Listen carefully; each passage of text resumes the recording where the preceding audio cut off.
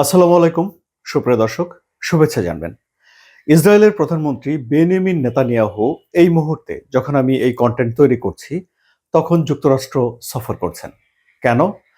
তিনি মার্কিন president Donald ট্রাম্পের সঙ্গে একটা বৈঠক করবেন। ডোনাল্ড ট্রাম্প নেতানিয়াহু বৈঠককে সামনে রেখে অনেকগুলো বিষয় নিয়ে এখন আন্তর্জাতিক গণমাধ্যমগুলোতে আলাপ আলোচনা হচ্ছে।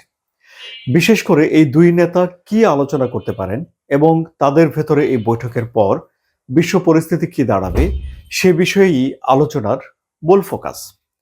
যদি আলাদা আলাদাভাবে বলি তাহলে আমরা যে বিষয়গুলো আলোচনা হচ্ছে বলে দেখতে পাচ্ছি তার মধ্যে রয়েছে গাজায় যুদ্ধবিরতির দ্বিতীয় ধাপ বাস্তবায়নে কতটুকু অগ্রগতি হতে পারে সে বিষয়টি আলোচনায় রয়েছে, এবং উল্লেখযোগ্যভাবে ইরানের সঙ্গে ইসরায়েলের সম্পর্ক কি হতে পারে, অর্থাৎ ইরানের সঙ্গে ইসরায়েলের কি আরেকটা যুদ্ধ লেগে যেতে পারে কিনা, অর্থাৎ ইসরায়েল বা যুক্তরাষ্ট্র সম্মিলিতভাবে আরেকটা আক্রমণ ইরানের উপরে করবে কিনা, এসব বিষয় নিয়েও আলাপ আলোচনা সেখানে চলছে। ডোনাল্ড ট্রাম্প দ্বিতীয় মেয়াদে ক্ষমতায় আসার পর এটি বেনিয়ামিন নেতানিয়াহুর পঞ্চম যুক্তরাষ্ট্র সফর, এবং এবারে যে সফরটি হচ্ছে সেখানে ডোনাল্ড ট্রাম্পের সঙ্গে বেনিয়ামিন নেতানিয়াহুর বৈঠক হোয়াইট হাউসে অনুষ্ঠিত হচ্ছে না, ফ্লোরিডায় অনুষ্ঠিত হচ্ছে, যেখানে ডোনাল্ড ট্রাম্প অবকাশ যাপনে আছেন। সেখানেই যাবেন নেতানিয়াহু এবং সেখানেই আলাপ আলোচনা হবে। গাজা প্রসঙ্গে যেমন ধরুন প্রথম ধাপ বাস্তবায়ন হচ্ছে মার্কিন প্রেসিডেন্ট ডোনাল্ড ট্রাম্পের ২০ দফা শান্তি পরিকল্পনার আওতায়। আবার সেখানে অভিযোগও আছে যে ইসরায়েল শান্তি চুক্তির শর্তগুলো লঙ্ঘন করেছে, মানে হামলা করেছে। কিন্তু হামলা করলেও যুক্তরাষ্ট্র বলছে যে এই যে ২০ দফা শান্তি পরিকল্পনা আছে এটি লঙ্ঘন হচ্ছে না, কাজেই যুদ্ধবিরতি সেখানে বলবৎ থাকবে। আবার ধরুন এখন দ্বিতীয় ধাপ পরিকল্পনার বাস্তবায়নের সময় এসেছে, যুক্তরাষ্ট্র সেটি বাস্তবায়ন করার চেষ্টা করছে। এই বাস্তবায়ন করার অংশ হিসেবে আমরা দেখেছি যে ২৫টি মুসলিম দেশ বা মুসলিম সংখ্যাগরিষ্ঠ দেশের নেতারা একটা বৈঠক করেছেন এবং সেখানে একটা মুসলিম দেশের বহুজাতিক একটা রক্ষী বাহিনী গঠন করার জন্য এক ধরনের আলাপ আলোচনা চলছে। দ্বিতীয় ধাপে উল্লেখযোগ্য যে কাজটি করতে হবে সেটি হলো যে হামাসের নিরস্ত্রীকরণ নিয়ে কাজ করা হবে, অর্থাৎ হামাস তার হাতে অস্ত্র রাখতে পারবে না। এখন ইসরায়েল মনে করে যে হামাসের হাতে একদমই কোনো রকম অস্ত্র থাকা ঠিক হবে না, কিন্তু যুক্তরাষ্ট্রের পররাষ্ট্রমন্ত্রী মার্কো রুবিও বলেছেন যে প্রতিটি সদস্যের কাছ থেকে অস্ত্র তুলে না নিয়ে বরং হামাস ইসরায়েলের জন্য কখনোই কোনো হুমকি হয়ে থাকবে না এরকম বিষয়টা নিশ্চিত করা যায় কিনা সেটিও একটি খতিয়ে দেখার বিষয়। সুতরাং হামাসকে এই যে অস্ত্রমুক্ত করার বিষয়ে এখন ইসরায়েলের সঙ্গে যুক্তরাষ্ট্রের একটা অবস্থানের সুস্পষ্ট মতপার্থক্য তৈরি হতে পারে।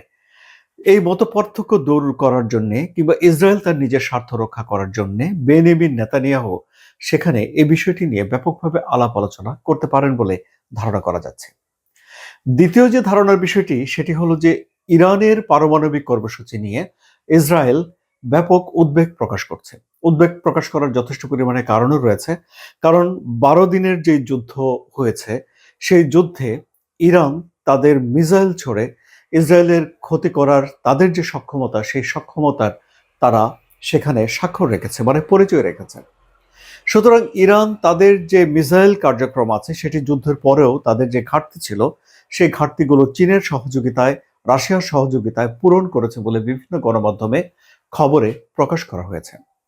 কিন্তু এখন এই তার যে মিসাইল বা ক্ষেপণাস্ত্র যে কর্মসূচি রয়েছে এটি সীমিত করার জন্য যদি বেনিয়ামিন নেতানিয়াহু যুক্তরাষ্ট্রকে উদ্বুদ্ধ করে তাহলে কি যুক্তরাষ্ট্র নেতানিয়াহুর সমর্থনে এসে আরেকটা যুদ্ধ বাঁধিয়ে দিতে পারেন? অনেকেই বলছেন বা অনেক গণমাধ্যমে অনেক বিশেষজ্ঞ এটি সাক্ষাৎকার দিয়ে বলছেন, তারা বিশ্লেষণ করে যে ডোনাল্ড ট্রাম্প হয়তো এদিকে আর যাবেন না।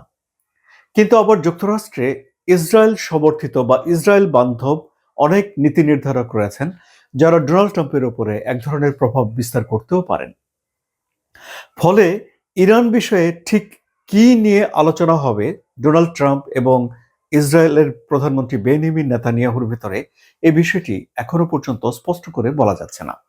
কিন্তু এই যে নেতানিয়াহু এবং ডোনাল্ড ট্রাম্প যে বৈঠক অনুষ্ঠিত হচ্ছে এই বৈঠকে গাজা পরিস্থিতি বা সিরিয়া পরিস্থিতি বা মধ্যপ্রাচ্যের যেই পরিস্থিতি, এই সব বিষয় নিয়েই মানুষের একটা মনোযোগ থাকবে, কিন্তু ইরান পরিস্থিতি বিষয়ে মনোযোগ একটি বেশি থাকবে বলে অনেকেই ধারণা করে থাকেন। স্থানীয় সময় সোমবার এই বৈঠকটি অনুষ্ঠিত হবে। বৈঠক হওয়ার পর সেখানে কি আলোচনা হলো, কি সিদ্ধান্ত এলো, তা নিয়ে আমি একটা কন্টেন্ট করব বলে আশা করছি। আপনাদেরকে সেই কন্টেন্ট দেখার আগাম আমন্ত্রণ জানিয়ে বিদায় নিলাম। সবাই ভালো থাকবেন। ধন্যবাদ।